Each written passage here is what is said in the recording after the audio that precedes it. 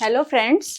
तो आज फिर मैं आप लोगों को सबसे पहले पढ़ाने से पहले इस बुक के बारे में बता देती हूँ कि ये जो हमारी बुक है ठाकुर पब्लिकेशन की कोशिका विज्ञान, आनुवंशिकी एवं संक्रामक रोग, ये बुक हमारी जितना भी कंटेंट अभी तक मैंने आप लोगों को पढ़ाया है ये इसी बुक से लिया गया है। और ये बुक अगर आप लोगों को चाहिए, खरीदनी है, तो ये हमारी जो ऑफिशियल साइट्स है TPPL की, वहाँ से अमेजोन, मीशो, अदर भी जो साइट्स हैं वहाँ पे भी अवेलेबल है, तो आप लोग ये बुक वहाँ से ले सकते हैं। हम लोगों के जो टॉपिक उस दिन रह गए थे उसी के बारे में आगे डिस्कस करने वाले हैं। तो हमारा आज का टॉपिक है जीन व्याप्ति एवं अभिव्यक्ति, मतलब कि पेनिट्रेशन एंड एक्सप्रेसिविटी। ये क्या होता है इसके बारे में जानेंगे कि पेनिट्रेशन क्या होता है। ये भी हमारे BSc के सिलेबस का एक इम्पॉर्टेंट पार्ट है, ठीक है। तो हम लोग जान लेते हैं सबसे पहले कि पेनिट्रेशन क्या होता है, इसकी क्यों ज़रूरत पड़ी। अभी तक हम लोगों ने मेंडल के नियम पढ़े, प्रभाविता क्या होती है, हेट्रोटाइप, होमोजाइगस, ये सारी चीज़ें जानी थी। अब जीन अभिव्यक्ति क्या होती है, इसकी ज़रूरत क्यों पड़ी। अभी तक तो हम लोग प्लांट्स का देख रहे थे, प्लांट्स में हाइब्रिडाइजेशन कैसे हो रहा है, क्रॉस कैसे हो रहा है, उनके कैसे एक पीढ़ी से दूसरी पीढ़ी तक कैसे उनमें चेंजेस आ रहे थे। अब यही सारी चीज़ें हम लोग देखेंगे कि इसका और चीज़ों पे क्या इफेक्ट पड़ रहा है, मतलब कि एनवायरनमेंट के थ्रू भी क्या कुछ चेंजेस आते हैं या सिर्फ जीन से ही चेंजेस आते हैं, इसके बारे में, या कितने लक्षण आ रहे हैं एक पीढ़ी से दूसरी पीढ़ी तक, कितने सारे सिम्टम्स हमें दिख रहे हैं, इन सब चीज़ों के बारे में इसमें जानेंगे। तो कुछ जीन ज़्यादातर अन्य जीनों या पर्यावरण से अप्रभावित रहते हैं, पर कुछ रहते भी हैं। जैसे कुछ अप्रभावित हैं जिनका लक्षण जो है पर्यावरण, एनवायरनमेंट से कोई इफेक्ट नहीं पड़ता, जीन से कोई इफेक्ट नहीं पड़ता, मतलब कि वो जैसे हैं वैसे ही नेक्स्ट जनरेशन में या पेरेंट टू डॉटर्स या सन पर जा रहे हैं। उसी तरह से कह रहा है कि कुछ में होता है और कुछ में नहीं होता, मतलब कि कुछ का इफेक्ट पर्यावरण की वजह से पड़ रहा है और कुछ पर इफेक्ट नहीं पड़ रहा है। तो उसी के बारे में हम लोग जानने वाले हैं। तो और इसके अतिरिक्त एक या एक से अधिक जीनों द्वारा संचालित होते हैं, ठीक है, जिनके बड़े आसानी से दिखाई देने वाले प्रभाव होते हैं। जैसे कि आप लोगों ने कभी देखा होगा कि पेरेंट्स में अगर ब्राउन आईज होती हैं या कर्ली हेयर होते हैं, तो हम लोग देखते हैं जनरली कि जो नेक्स्ट जनरेशन के जो उनके डॉटर्स होते हैं या सन होते हैं उनमें भी वो लक्षण दिखाई दे जाते हैं, कहीं ना कहीं मिल करके आ ही जाते हैं। तो ये सारी चीज़ें तो क्या होता है, प्रभावित हो रहे हैं ना, उनके लक्षण एक पीढ़ी से दूसरी पीढ़ी तक आ रहे हैं ना, तो यही चीज़ें कहना चाह रहा है। उसके बाद अल्पजीनी, इन जीनों को दिया गया नाम क्या होता है, गुणात्मक लक्षण होता है, ठीक है, क्वांटिटेटिव कैरेक्टर्स बोला जाता है। जो जीन हमारे क्या हो रहे हैं, आसानी से दिखाई दे जा रहे हैं, जिनका प्रभाव नेक्स्ट जनरेशन पे पड़ रहा है, वो क्या है, एक गुणात्मक लक्षण है, मतलब कि क्वांटिटेटिव कैरेक्टरिस्टिक्स है, ठीक है। फिर आते हैं, हम लोग जानते हैं कि एक लक्षण और होता है, अभिव्यक्त अपनी आनुवंशिक उत्पत्ति के साथ अपने परिवेश से भी प्रभावित होते हैं। बहुजीन इन लक्षणों का पालन करते हैं, उन्हें क्या कहते हैं, मात्रात्मक लक्षण कहते हैं। कि एक तो होता है कि जो जीन्स होते हैं उनके जो लक्षण होते हैं वो जो प्रकट, तो वो हमने बताया कि गुणात्मक होते हैं। फिर एक कितनी क्वांटिटी में उनके लक्षण एक पीढ़ी से दूसरी पीढ़ी में जा रहे हैं, कितनी मात्रा में, कितनी क्वांटिटी में, तो ये कैरेक्टरिस्टिक्स भी होते हैं। तो इनको क्या कहा, मात्रात्मक लक्षण, मतलब कि क्वांटिटेटिव कैरेक्टर्स। तो ये भी एक देखना है, 2 पॉइंट हो गए, गुणात्मक और मात्रात्मक, ठीक है। उसके बाद मात्रात्मक लक्षणों में असतत वर्ग नहीं होते, इसलिए उनका अध्ययन करने के लिए उपायों का उपयोग किया जाना चाहिए। एक जीन अपने आप फिनोटाइप निर्धारित नहीं करता, या ऐसा करने के लिए अन्य जीनों या पर्यावरण के साथ मिलकर काम करता है। इसीलिए जो इम्पॉर्टेंट वर्ड्स थे, इसलिए मैंने जब स्टार्ट की थी वीडियो, पहले ही लेक्चर में आप लोगों को बहुत अच्छी तरीके से बता दिया था, समझा दिया था कि फिनोटाइप क्या होता है, जीनोटाइप क्या होता है, होमोजाइगस क्या होता है, हेट्रोजाइगस क्या, क्योंकि ये सारे वर्ड्स एक इम्पॉर्टेंट रोल प्ले करेंगे इस चैप्टर को समझने में। अगर आपको फिनोटाइप नहीं पता है, जीनोटाइप नहीं पता है, होमोजाइगस नहीं पता है, हेट्रोजाइगस नहीं पता है, तो आप इस टॉपिक को जब पढ़ेंगे तो कैसे, अभी तो मैं समझा रही हूँ, लेकिन जब आप बुक से पढ़ेंगे तो इन सारे वर्ड्स को समझेंगे नहीं, तो कैसे चैप्टर एक्सप्लेन ही नहीं कर पाएंगे अपने आप। तो उन सब चीज के लिए मैंने आप लोगों को बताया था ना कि फिनोटाइप क्या होता है, जो फिजिकल अपीयरेंस दे रहा था, हमें दिख रहा था, विजिबिलिटी जिसकी दिख रही थी, जो लक्षण हमें फिजिकली दिख रहे थे। जैसे मैंने प्लांट में बताया था, लंबा पौधा था, छोटा पौधा था, तो उनके लक्षण फर्स्ट जनरेशन में लंबे पौधे आए थे, छोटे पौधे अप्रभावी रह गए थे, नहीं दिखे थे। दूसरी जनरेशन में हमें दिखे थे। कलर वाला एक बताया था, मटर के बीज का कलर जो था वो भी क्या था, फिनोटाइप था। तो ये जो फिनोटाइप बताया, और जीनोटाइप क्या था, जो जीन्स थे अंदर ही अंदर एक्स वाई थे, स्मॉल एक्स स्मॉल वाई था, तो ये सब क्या था, फिनोटाइप था। तो इनके बारे में समझना है, ठीक है। तो ये यही कह रहा है कि फिनोटाइप निर्धारित नहीं करता है, किसी भी जीन में अपने आप फिनोटाइप की भी चीज को निर्धारित नहीं करेगा, वो नहीं, उसके ऊपर बिल्कुल भी डिपेंड नहीं होगा कि लक्षण कैसा होगा आगे। ये या तो फिर पर्यावरण पर या तो फिर जो जीन्स होते हैं उन पे निर्धारित करेगा। ये नहीं कि हमारी लंबाई अच्छी है तो बस ऐसे ही हो जाएगा, नहीं, ये डिपेंड करेगा कि हमारा एनवायरनमेंट कैसा है। हमारे एनवायरनमेंट का भी बहुत इंपॉर्टेंट रोल प्ले होता है। जीन्स जो इधर एक जनरेशन टू दूसरी जनरेशन में जा रहे हैं, उनका हमारे एनवायरनमेंट पे भी बहुत इफेक्ट पड़ता है। देखो जैसे एनवायरनमेंट चेंज होता है कहीं कहीं की, देखो लोग कैसे होते हैं, दूसरी तरह से होते हैं, हमारे इंडिया में दूसरी तरह से होते हैं, या एक प्रॉपर किसी स्टेट के लोग दूसरी भाषा में बात करते हैं, क्यों, वहाँ के लोग उसी तरह से बात करते हैं। एनवायरनमेंट का इफेक्ट है ना, वहाँ का माहौल का इफेक्ट है ना। तो वही कहना चाह रहा है कि ये इंपॉर्टेंट टॉपिक है कि एक जीन अपने आप फिनोटाइप निर्धारित नहीं करता है, ऐसा करने के लिए अन्य जीनों और पर्यावरण के साथ मिलकर काम करते हैं। बहुत इंपॉर्टेंट पॉइंट है, इसीलिए मैं इसको 2 से 3 बार रिपीट कर रही हूँ। अल्पजीनी सामान्यता उन सभी लोगों में स्वयं को प्रकट करते हैं जिनके पास यह और उनकी अभिव्यक्ति काफी सुसंगत होती है, ठीक है। जीन व्याप्ति एक जीन की क्षमता को उस व्यक्ति में व्यक्त करने की क्षमता को संदर्भित करता है जिसके पास यह है। जीन व्याप्ति की डेफिनेशन समझ में आई। जीन व्याप्ति एक जीन की क्षमता को उस व्यक्ति में व्यक्त करने की क्षमता को संदर्भित करता है। Penetration refer to a gene's ability to express itself in a person who possess it. जिसके पास वह है, मतलब कि जिसके पास जीन की जो रिफर करने की टोटल कितनी क्षमता है। जरूरी तो नहीं है कि अगर वो फादर या मदर मतलब बहुत फेयर हैं तो हमेशा पूरी तरह उन्हीं का हूबहू तो कलर नहीं आएगा, या पूरी तरह हूबहू उन्हीं के जैसे बाल तो नहीं आएंगे ना। कितनी मात्रा में उनके बाल या उनकी लक्षण दूसरी जनरेशन में जा रहे हैं, वो कह रहा है कि डिपेंड करता है। जीन व्याप्ति एक जीन की क्षमता को उस व्यक्ति में व्यक्त करने की क्षमता को संदर्भित करता है। ये डेफिनेशन है जीन व्याप्ति के। आई होप डेफिनेशन आप लोगों को समझ में आ गई होगी कि किसी व्यक्ति की कितनी क्षमता है, जीन की क्षमता को उस व्यक्ति में व्यक्त करने की क्षमता को निर्धारित करता है, ठीक है। अब एक इस इमेज से देख लेते हैं, जैसे कि पेनिट्रेशन एंड एक्सप्रेस। अब एक्सप्रेसिविटी क्या होता है, जो अभी बताएंगे। अभिव्यक्ति क्या होता है, रिफर टू अ सेफ्टी। जैसे a phenotype is variably express if symptoms vary in instantly among different people. One pupil who with polydactyl may have an extra digit on both hand foot, but another may have just one extra finger. जैसे आप देखो difference समझ में आ रहा है। देखो इनमें कितनी सारी फिंगर्स हो गई, देखो दोनों में डिफरेंस है कि नहीं है। इमेज को प्रॉपरली देखिए, इसमें एक ही फिंगर एक्स्ट्रा आ गई, ठीक, और इसमें देखो कितनी सारी फिंगर्स आ गए। तो ये क्या मात्रा ही तो दिखा रहा है तो एक ही जैसा पेरेंटल, पर क्या हुआ, जीन पे डिपेंड करता है, जीन व्याप्ति पे डिपेंड करता है। जीन व्याप्ति ही ये बताता है कि कितनी मात्रा में जीन की कितनी मात्रा one generation to other generation जा रही है। तो देखो इसमें वन ही, एक ही थोड़ी सी ही मात्रा दिखी तो इसलिए एक एक्स्ट्रा फिंगर आ गई। देखो बहुत लोगों में देखते होंगे आप, एक फिंगर एक्स्ट्रा आ जाती है। बहुत लोगों में देखते होंगे बहुत सारे फिंगर्स आते हैं। बहुत लोगों में दांत देखा होगा आप लोगों ने, बहुत ज्यादा निकल आते हैं, है ना।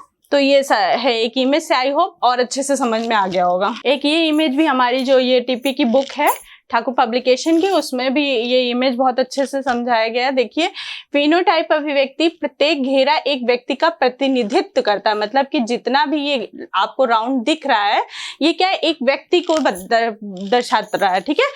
वेरिएबल पेनिट्रेंस परिवर्तनशील जीन व्याप्ति, परिवर्तनशील अभिव्यक्ति एक्सप्रेसिवली पेनिट्रेशन, और परिवर्तनशील जीन व्याप्ति और अभिव्यक्ति दोनों का दिखा रहा है। देखिए ऐसे ही जो ये है, एक में फिल है एक में नहीं है, दो ऐसे हैं, फिर सिंपल है, फिर ये क्या है, जीन व्याप्ति है, कितना पेनिट्रेशन कितनी मात्रा में है। और इसमें कुछ चेंजेस करके दिखाया गया है, कुछ के ऐसे दिख रहे हैं, कुछ में और अलग हैं। तो कितनी इसकी मात्रा कितनी इस पे आ रही है। ठीक। और इसमें क्या हुआ, दोनों के लक्षण बता रहा है, इनके भी आ रहे हैं, इनके भी आ रहे हैं, इनके भी आ रहे हैं, तो दोनों का बताया गया है। ठीक है। किसी व्यक्ति में जीनोटाइप को फिनोटाइपिक रूप से जिस डिग्री या सीमा तक प्रकट किया जाता है उसे अभिव्यंजकता कहा जाता है। The degree or extent to which a genotype is manifested phenotypically in a individual is referred to as a expressivity. कहना चाह रहा है कि किसी व्यक्ति में जो जीनोटाइप होता है, मतलब कि XY, फिनोटाइपिक रूप से जिस डिग्री या सीमा तक प्रकट किया जाता है, मतलब कि जितना भी जीन का जितना भी इफेक्ट हमें फिनोटाइप में दिख रहा है उसे क्या कहा जा रहा है, अभिव्यंजकता कहा जाता है। उसे क्या कहेंगे, एक्सप्रेसिविटी कहा जाता है। कितना एक्सप्रेस कर पा रहा है जीन फिजिकली फिनोटाइप में, जीनोटाइप कितना एक्सप्रेस कर पा रहा है फिनोटाइप में, ये बताना चाह रहा है। आई होप समझ में आ गया होगा। फिर कह रहा है कि कुछ जीनों में अलग अलग लोगों में अभिव्यक्ति के विभिन्न स्तर होते हैं। चर विभिंजना एक शब्द है जिसका उपयोग अभिव्यक्ति के विभिन्न स्तर वाले जीनों का वर्णन करने के लिए किया जाता है। मतलब कि अलग अलग तरीकों के जो जीन्स होते हैं एक्सप्रेस कर रहा है उनको व्यक्त करने के लिए इनका उपयोग किया जाता है। ठीक है। उसके बाद कह रहे हैं कि जो हल्के माध्यम या गंभीर हो सकते हैं, संपूर्ण या पूर्ण अभिव्यक्ता एक जीन को संदर्भ, मतलब कि कुछ में देखते होंगे कि थोड़े ही लक्षण दिखे, कुछ में थोड़े से ज्यादा आ गए पेरेंटल के थ्रू, तो वो यही बता रहा है कि डिपेंड करता है कि किससे कितना लक्षण आया, वो जीन पे डिपेंड करता है। मैंने अभी बताया है कि genotype is dependent on phenotype, genotype का कितना लक्षण फिनोटाइप में आ जा रहा है। फिर एक एग्जाम्पल देखते हैं, लाइमा सेम पौधा जो होता है जिसको फेसियोलस ल्यूनेटस भी कहा जाता है, लाइमा सेम का पौधा होता है।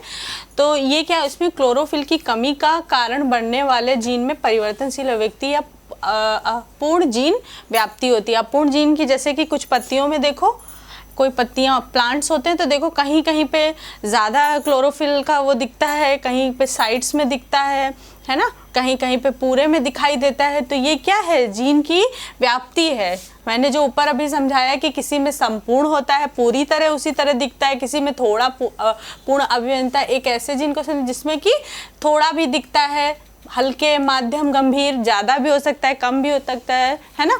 तो यही कह रहा है कि जैसे कुछ पौधों में, बीज पत्रीय पौधों में कोई क्लोरोफिल नहीं होता, कुछ पौधे होते हैं जिनमें क्लोरोफिल की उपस्थिति नहीं होती है। ठीक है। अन्य में केवल सीड्स में क्लोरोफिल होता है, जैसे कि पत्ती है तो इसकी जो टिप होती है इसी पे क्लोरोफिल दिखता है, बाकी जगह नहीं दिखता है। ठीक है। पत्तियों के किनारे पर होता है, ये किनारे पे भी कुछ क्लोरोफिल, कुछ पत्तियां होती हैं जिनमें किनारे पे ही सिर्फ क्लोरोफिल दिखाई देते हैं, क्लोरोफिल। ठीक है। और उसके बाद परिणाम स्वरूप अलग अलग व्यक्ति वाला एक जीन कई तरह से लक्षण पैदा करता है, जैसे कि कई जीन शामिल हो। और ऐसा लगता है जैसे जब हम प्लांट देख रहे हैं तो जैसे कि किसी में टिप पे क्लोरोफिल दिख रहा है, किसी में साइड में दिख रही है पत्तियों के, किसी में पूरी पत्ती ही क्लोरोफिल ज़्यादा दिख रहा है, उसमें क्लोरोफिल ग्रीन कलर है ना, ऐसा दिख रहा है। तो कहने का मतलब ये कि जब जिसने नहीं पढ़ा है, जिसने पढ़ाई की है, जीन अभिव्यक्ति के बारे में जानता है, व्याप्ति के बारे में जानता है, वो तो चीज़ें समझ रहा है कि ये क्यों हो रहा है। लेकिन जो नहीं जानता है उसे कैसे समझ आएगा? अब तो वो यही सोचेगा कि अरे इसमें तो कुछ और है, इसमें तो कुछ और है, जैसे लग रहा है कि सारे प्लांट्स में अलग अलग चीज़ें हैं, तभी तो सब अलग अलग दिख रहा है। पर जो पढ़ते हैं उनको पता है कि इसमें पूरी थोड़े से हल्के लक्षण आए हैं, इसमें थोड़े से किनारे पे लक्षण आए और इसमें पूरा ही पूरा लक्षण आ गया है। तो ये कहना चाहता है कि इनमें कोई अलग अलग जीन नहीं है, एक ही जीन ने अलग अलग तरह से डिवाइडेशन करके दिया है, किसी में थोड़ा आया, किसी में ज़्यादा आया, किसी में कम आया, बस यही कहना चाह रहे हैं। ठीक है। ऐसा लगता है जैसे कि कई जीन इसमें शामिल हैं। ठीक है। उसके बाद एक एग्जाम्पल और देख लेते हैं, जैसे कि अब देख लेते हैं डॉगी। ठीक है। अब ये डॉगी है, इनमें ये स्पॉट दिख रहा है, इसमें स्पॉट दिख रहा है। उसके बाद एक्सप्रेस हुआ तो देखो इसमें ये स्पॉट ज़्यादा आया और इसमें थोड़ा थोड़ा सा कहीं कहीं आया, है ना। ऐसा तो नहीं कि जीन चेंज हो गए, जीन तो वही है, लेकिन एक्सप्रेसिविटी क्या हुई, अलग अलग आई, इसमें ज़्यादा आई, इसमें कम आई। वही मैंने कहा अभी ऊपर भी बताया कि किसी में हल्के, किसी में ज़्यादा, किसी में गंभीर। ठीक है। यही कहना चाह रहा है। कुत्तों में फाइबर्स स्पॉटिंग के 4 ग्रेड वेरिएबल एक्सप्रेसिविटी के लिए जिम्मेदार है। ठीक है।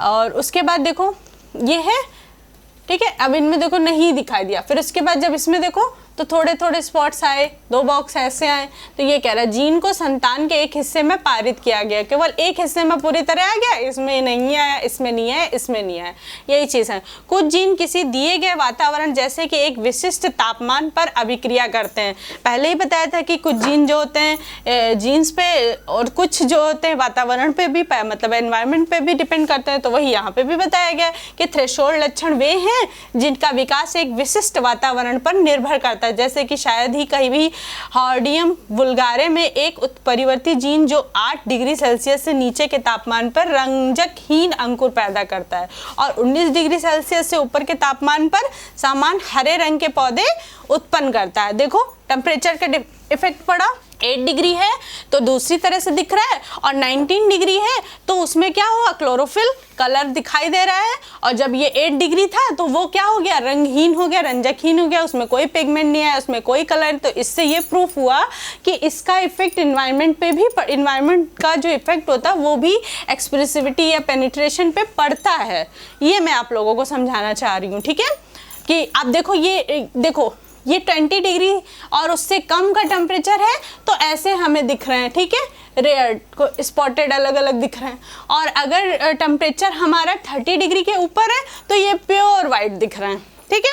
तो ये भी डिफरेंस समझ आ गया होगा कि पेनिट्रेशन क्या होता है, एक्सप्रेसिविटी क्या होती है। अब एक्सप्रेसिविटी प्रदर्शित अभिव्यक्ति, प्रदर्शित क्या हो रहा है वो बताना चाह रहा है, ठीक है। उसके बाद एक एग्जांपल, कुछ जीन का आंशिक प्रवेश एक थ्रेशोल्ड आवश्यकता के कारण हो सकता है जो स्वीकार प्रकारों की पहचान में सहायता करता है। उदाहरण के लिए जैसे कि जो पौधे रोग प्रतिरोधी और जो रोग के प्रति संवेदनशील है उनके साथ तब तक विभेदित नहीं किया जा सकता जब तक कि वे रोग के संपर्क में नहीं आते हैं। जैसे कि कोई डिजीज हुई है, अब जो उस डिजीज पे इफेक्टिव होगा तभी तो वो रिएक्ट करेगा, जो वो पौधा उसके लिए इफेक्टिव नहीं है, उसके लिए कार्यरत नहीं है, कार्य नहीं कर, तो वो उसके साथ रिएक्ट क्यों ही करेगा, ठीक है, वो कह रहा है।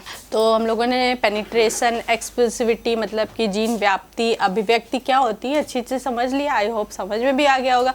अब हम इसकी जो जीन व्याप्ति है और एक्सप्रेसिविटी है इसका डिफरेंस जान लेते हैं, दोनों में क्या डिफरेंस है। अभी तो टॉपिक जब समझा तो चीज़ें क्लियर हुई, जब डिफरेंस समझ लेंगे दोनों के बारे में, जब कभी देखते हैं कि हम किसी से कंपेयर करते हैं चीज़ें तो वो चीज़ें और ज़्यादा क्लियर हो जाती हैं। कि जैसे कहते हैं कि अरे ये ऐसे नहीं, ये ऐसे है और ये ऐसे है, तो कंपेयर हो गया तो चीज़ें और अच्छे से क्लियर हो गई। तो बस डिफरेंस बताएंगे तो आपको जीन अभिव्यक्ति, क्योंकि ये थोड़ा सा टफ टॉपिक है इसीलिए मैं आप लोगों को प्रेशर देके बार बार इस टॉपिक को समझा रही हूँ, बता रही हूँ। तो इसका डिफरेंस देख लेते हैं तो और चीज़ें अच्छे से हमारी क्लियर हो जाएंगी। पेनिट्रेशन, जीन व्याप्ति वर्सेस हमारा एक्सप्रेसिविटी मतलब कि अभिव्यक्ति क्या है। जीन व्याप्ति एक विशिष्ट जीनोटाइप वाला लोगों का अनुपात है। जीनोटाइप क्या था, जीन से रिलेटेड था, है ना।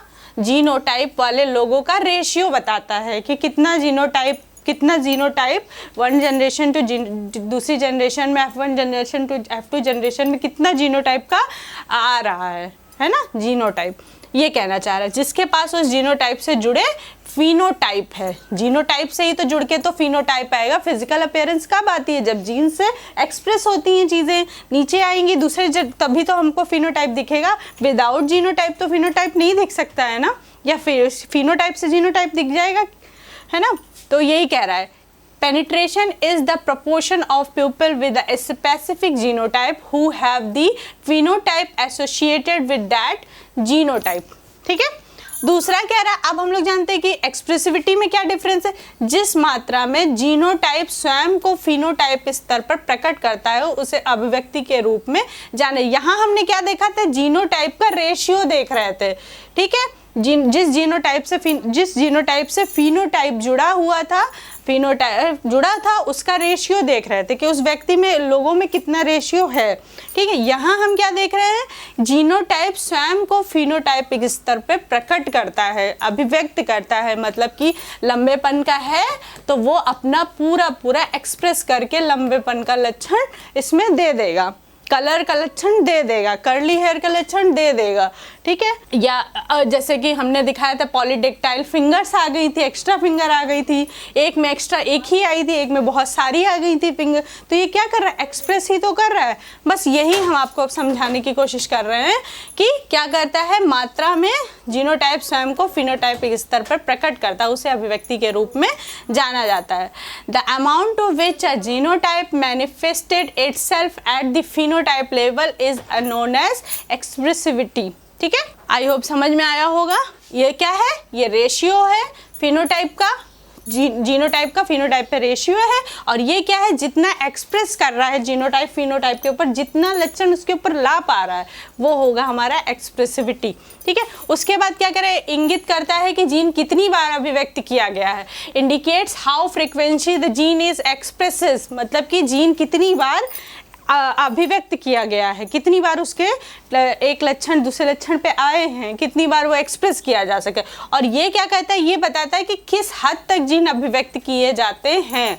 ठीक है, कितनी बार आया है, यहाँ पे क्वांटिटी बताया था, हमने बताया था, और यहाँ पे बताया था ना मात्रात्मक गुणात्मक, वही चीज़ यहाँ पे बता रहे हैं। ठीक है, उसके बाद हमारा थर्ड पॉइंट है कि ये क्या है, क्वांटिटेटिव मेजरमेंट है। अभी ऊपर भी बताया मात्रात्मक किस मात्रा में आ रहे हैं और किस हद तक, गुणात्मक रेशियो। ठीक है, क्वालिटेटिव मेजरमेंट, और ये क्या है, क्वांटिटेटिव मेजरमेंट। एक अच्छा, जैसे कि कभी लॉन्ग क्वेश्चन आ जाता है कि पेनिट्रेशन एक्सप्रेसिविटी के बारे में बताइए, तो उसमें आप ये डिफरेंस लिख देंगे तो एक नंबर अच्छे मार्क्स गेन कर सकते हैं, क्योंकि चीज़ें बहुत अच्छे से क्लियर हो जाती जब पॉइंट टू पॉइंट चीज़ें आ जाती। आपने पहले बता दिया पेनिट्रेशन क्या होता है, एक्सप्रेसिविटी क्या होता है, कुछ एग्जाम्पल दिए, उसके बाद आपने बीच में डिफरेंस भी बता दिया, तो क्या होगा, आपका अच्छा मार्क्स एक गेन हो जाएगा चीज़ें, क्योंकि एग्जामिनर को बहुत अच्छे से समझ में आ जाएंगी। ठीक है, तो यही कह रहा है। उसके बाद फोर्थ पॉइंट है कि बीमारी मौजूद है या नहीं, इसका भी वर्णन कर सकता है कौन, पेनिट्रेशन।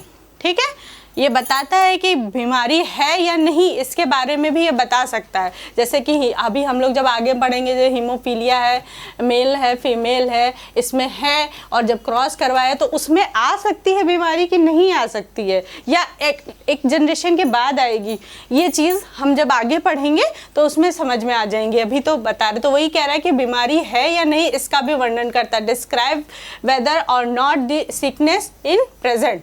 ठीक है, इधर क्या कह रहा है, बीमारी कैसे प्रकट होती है उसको बताता है। इसमें ये कह रहा है, पेनिट्रेशन में कह रहा है बीमारी है या नहीं, और इसमें कह रहा है कि बीमारी प्रकट होती है, इसको बताता है। ठीक है, उसके बाद फिफ्थ पॉइंट हमारा है, एकल जीन की अभिव्यक्ति का वर्णन करता है, सिंगल जीन का। Describe a single gene expression, एकल जीन। और यहाँ पे करदा लक्षणों का एक समूह, एक सिंड्रोम कैसे व्यवहार करता है, ये जब हम आगे और पढ़ेंगे सेक्स डिटर्मिनेशन, उसमें जब हम पढ़ेंगे एग्जाम्पल्स तो और अच्छे से समझ में आ जाएगा। ठीक है, तो यही कह रहा है, ये एक लक्षण पर डिपेंड नहीं करता है, पेनिट्रेशन हमारा एक लक्षण पर डिपेंड कर रहा है, एकल जीन पर, और ये हमारा एक समूह में, सिंड्रोम में कैसे व्यवहार करता है उसको जानेगा। ठीक है, describe how a group of character or a syndrome behaves in complete penetration complicated genetic analysis. इधर कह रहा है genetic analysis is made more challenging by a variable activity. अपूर्ण जीन व्याप्ति आनुवंशिक विश्लेषण को जटिल बनाता है। पॉइंट क्या है, जटिल बनाता है। ठीक है, कॉम्प्लिकेटेड बनाता है कौन, अपूर्ण जीन व्याप्ति, जो इनकम्प्लीट पेनिट्रेशन होता है। ठीक है, पूरी तरह से पेनिट्रेशन उसका हो ही नहीं पा रहा है, ये क्या कर रहा था, कॉम्प्लिकेटेड बना रहा है। और ये क्या कह रहा है, परिवर्तनशील अभिव्यंजना द्वारा आनुवंशिक विश्लेषण को और अधिक चुनौतीपूर्ण बना दिया गया है। ठीक है, जो चेंजेस आ जा रहे हैं कभी या एनवायरनमेंट की वजह से या जीन्स की वजह से, क्रोमोसोम्स की वजह से, जो भी चेंजेस आ रहे हैं वो भी क्या कर रहा है, एक चुनौतीपूर्ण चैलेंजिंग बना रहा। उसके बाद ये BRCA1 और BRCA2 जीन की अभिव्यक्ति कुछ व्यक्तियों में कैंसर विकसित करती है, लेकिन दूसरों में नहीं। कह रहा है कि देखो इसमें क्या हो रहा है, इसमें एक्सप्रेस हो रही चीज़ें, इन्हीं के कारण कुछ में क्या हो रहा है, कैंसर बन रहा है, पर कुछ में नहीं बन रहा है। तो ये क्या है, पेनिट्रेशन है, उसके में लक्षण नहीं आ पाया। और ये क्या कह रहा है, मॉर्फन सिंड्रोम लक्षण व्यक्तियों में व्यापक रूप से भिन्न होते हैं। मतलब कि जैसे जैसे कुछ व्यक्तियों में दूसरे तरीके के लक्षण हैं, कुछ में दूसरे, सिंड्रोम वही है लेकिन लक्षण थोड़े थोड़े चेंजेस आए, तो ये बता रहा है। तो ये हमें, आई होप ये डिफरेंस आप लोगों को अच्छे से समझ में आ गए होंगे। जो कुछ टर्म्स अगर पेनिट्रेशन और एक्सप्रेसिविटी में रह गए होंगे, आई होप ये डिफरेंस जब हमने समझा तो और अच्छे से चीज़ें समझ में आ गई होंगी। ठीक है, अगर कोई डाउट है, कोई प्रॉब्लम है, तो आप कमेंट बॉक्स में आप अपनी क्वेरीज को पूछ सकते हैं, ठीक है। तो ये और फिर से मैं आप लोगों को बता देती हूँ कि जो जितना भी ये कंटेंट मैं आप लोगों को पढ़ा रही हूँ या समझा रही हूँ, मैं तो बुक से कंटेंट ली हूँ, उसको समझा रही हूँ, एक्सप्रेस कर रही हूँ, पर ये आपको कंटेंट हमारी जो ठाकुर पब्लिकेशन की बुक है वहाँ से मिल जाएगा। अगर आपको इस कंटेंट की ज़रूरत है तो आप ये बुक हमारी जो साइट्स है, ऑफिशियल साइट्स है, अदर साइट्स पे भी अवेलेबल है, वो लिंक में डिस्क्रिप्शन में डाल दिया जाएगा। आप लोगों को अगर ये बुक्स लेनी है तो ले सकते हैं। Thank you class.